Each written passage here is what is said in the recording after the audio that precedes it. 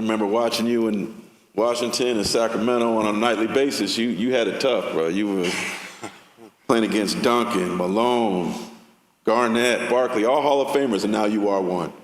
What was that time playing against all those amazing power forwards like? Yeah, I think about it all the time.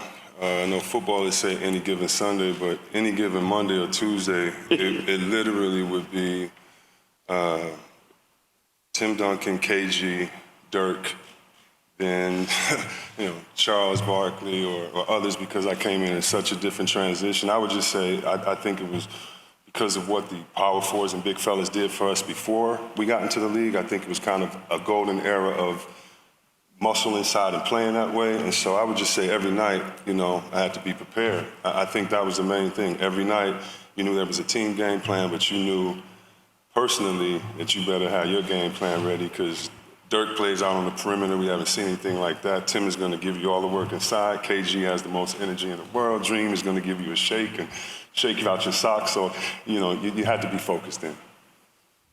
Long overdue. I think you should have been here a while ago, but you did make it finally. When you got those words that you were in the Hall of Fame, how did that hit you? I'm going to be honest, Mark, it still hasn't hit me. I'm enjoying it through the enjoyment of my father, my family, friends, seeing, so many basketball heroes here. But it's still something. I don't know when I'm gonna finish digesting or processing this. It's the best feeling that I've had, I can tell you that. But I still think I'm discovering more every day with this great honor. Got a question from Steve Ashburn. Hi, Chris. Congratulations. In May, we were here for a couple of enshrinees who were the one-team whole career guys, Kobe, Tim Duncan. Your career was sort of divvied up, kind of a travel through the league. How do you look at that experience? Do you think you would have preferred it to be a one-team guy, or did you find enjoyment at every stop? Nice beard. I think that everybody's journey is a little different. I would have loved to stay in Golden State my whole career. I tell Chris Mullin that all the time. That wasn't the case, and then it was an honor being that after I had a 1 year out after the contract, and I could choose where I went, and I wanted to go play in Washington because Juwan Howard was there. And I don't know, for me it was the smartest decision because, the team, but it was one of the biggest blessings because I love that community of DC. I'm still a part of the community, and it was great being on a young team trying to go up against the 72 Bulls, 72 win team and things like that.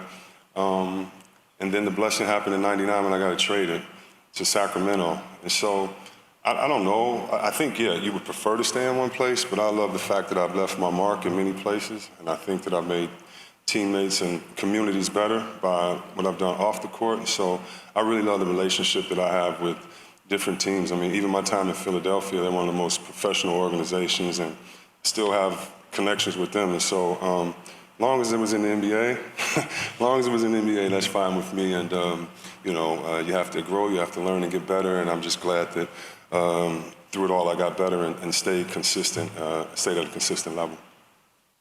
The next question is on Zoom. Hey, Chris, congrats on the Hall. Can you talk a little bit about the Fab Five and how you guys changed college basketball? Sure. Fab Five, wow.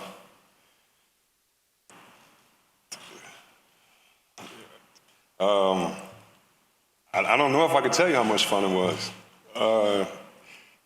It was that much fun. I mean, just imagine chasing dreams and you're all knucklehead kids and figuring it out together. I mean, it was the most vulnerable times. I remember, sitting in rooms and, lacing up our gym shoes watching, I think, the 91 dunk contest or 92 dunk contest. And we were all hurt because Kemp lost. And that was just a funny moment, seeing 5 grown men or 5 kids in the room almost crying because of who lost the dunk contest. Or, getting pumped up because you're going to go against one of the greatest college players to ever play the game in Christian Laettner. And so I think we played with a purpose. And I think that we knew that there was something more to what we were doing, that there was a substance, and it was just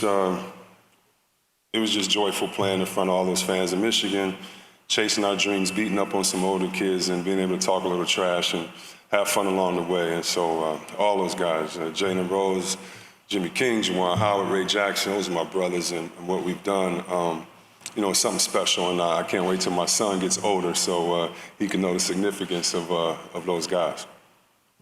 Next up is a question by the Boston Globe's NBA writer, Gary Washburn. Chris, when you look at those highlights and see 20-year-old Chris Webber, and you was a big dude, he was a grown man then, and you just see him mean mugging and dunking, and what goes through your mind when you see that guy, and then the exploration of what you've been through in life, some of the ups and downs? How have you changed? Can you even relate to that person that you were then? That's a good question, Deep. Man, I don't even know where to begin with that question. I was the youngest player in the NBA for 2 years in a row. Came out at 20. No one had done that. It was a different time and era. And so when I see those highlights, it's joy. When I see those highlights, I know that athletic ability and those things were there. As I look at maturity, I look at how I had to work on my game after injury, or work with Buzz Raymond to get better, and the league was transitioning and allowing guys to take shots and things like that. So when I look at everything that I've been through, I think I'm proud of the consistency and the fact that every night, if it was a good team, bad team, I had to come and play at a high level. And I just see joy when I think about that kid. He had just come off of going to 5 championships in a row, from high school to college, called a timeout, one of the worst moments you could have, and then 60 days later be drafted #1. It was just a whirlwind. And so when I look back, I just look back with joy and enthusiasm, and most importantly, I'm just grateful, because the NBA is no joke. You gotta be ready every night. And then it was more physical, it was other things, and so I don't know if I answered your question. I'm kind of going everywhere, but it was just I'm just glad that I really did enjoy the journey, the ups and downs, everything that came with it. And at the end of the day, I think everyone has to understand my perspective. I would have cut off my right finger to be in this position, to go through everything that I would have done. If you'd have told me at 12, first of all, I never dreamed of being in the Hall of Fame, but if you'd have told me at 12 that you would be here and all you had to go through is something in sports, and many people outside of sports have to go through real things in their life, I would have said, thank you, I'll take that blessing anytime. We have a question on Zoom. Congratulations on your success. As Mark alluded to, this has been a long time coming. This is John Weatherspoon, NBA panel. You're joining the Hall of Fame with the great late Kobe Bryant and Shaquille O'Neal.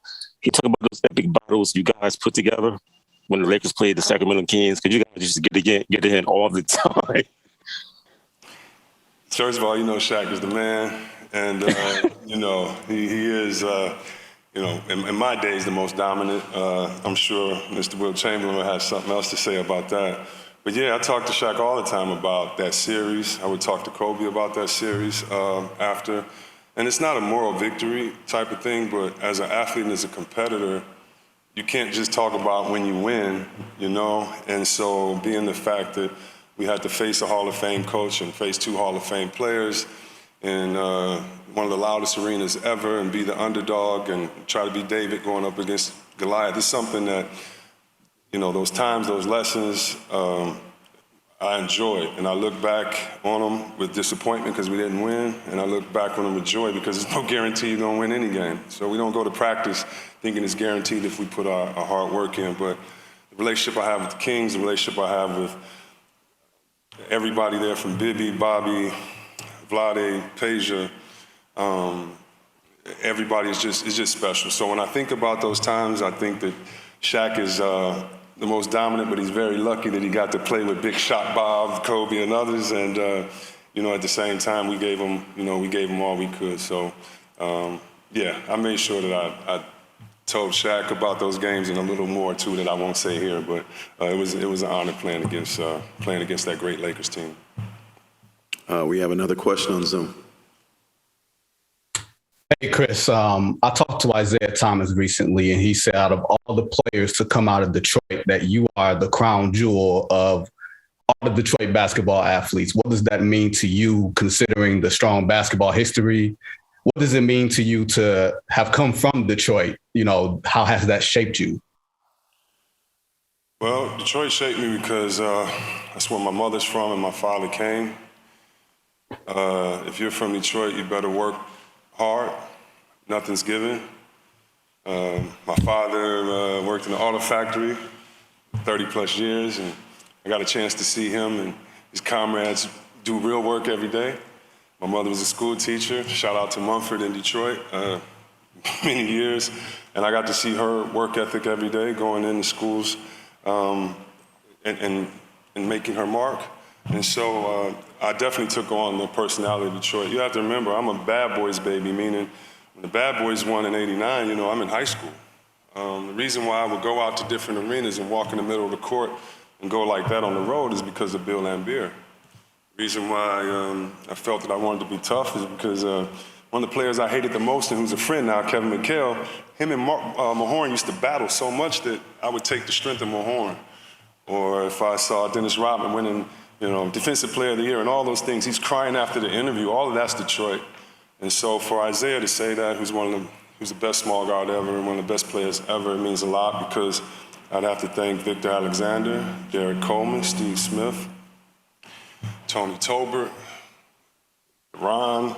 There's so many people that I watched their games coming up. And in Detroit, if you were a big guy, Terry Mills and those guys, you had to dribble, you had to shoot, and you had to pass. And so we always thought players from one city could dribble, players from other city maybe could shoot, but that Detroit had the most versatile players. And so getting beat up every summer by those guys and learning the game, dreaming about them, having their posters, all those guys I said on my wall, having their high school statistics on my wall, watching tape with my friend Kevin in high school of these guys trying to steal their moves. I'm honored that Isaiah would say that because I stole every player's move from Detroit that came before me. I honored them by taking them to the league with me when I was there. I thought about them, and I wanted to be the best player that ever came out of Detroit. And so whether it's true or not, that can be debated. And as Mutombo told me, who cares about debates anymore? Because it doesn't matter. And so I'm just glad that I'm here. But Isaiah saying that is just the icing on the cake. And this goes to all the Detroit high school players and the coaches and just the culture there. St. Cecilia, 1300 Beaubien. But it is an honor that Isaiah said that. Well, thanks, Chris, and respect, man. Congratulations.